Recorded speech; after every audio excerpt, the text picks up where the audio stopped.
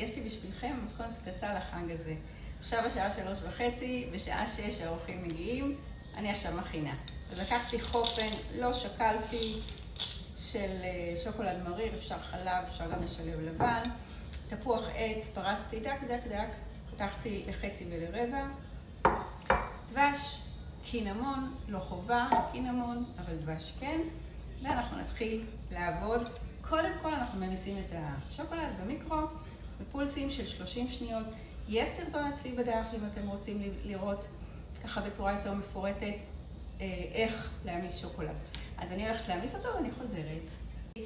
לקחתי נייר אפייה, הנחתי בתוך תבנית, לא משנה הגודל של התבנית. המסתי את השוקולד, אני שופכת בערך. הכל פה בערך, אין שום דבר, אין כמות מדויקת פה. אני שופכת חצי מהכמות בערך לנייר אפייה. ואני יכולה אפילו לשטח אותו בצורה כזאת. נעביר אותו מצד לצד.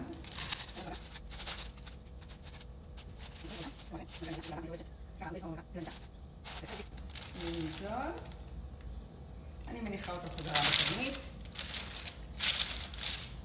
ומפזרת את התפוחים שלי היפים. אוקיי, סיימתי עם הדבש. אפשר לפזר קינמון.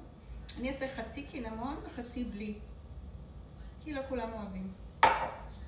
לקחת את השוקולד המומס, מפזרת מעל, כדי ברמה כזאת שזה יסתיר לי את התפוחים. פיק או מרית, אפשר לעזור לשוקולד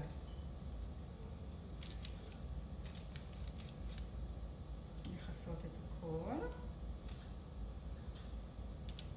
פשוט רוצה שהתפוחים יהיו כמו הפתעה, שלא יראו את התפוחים.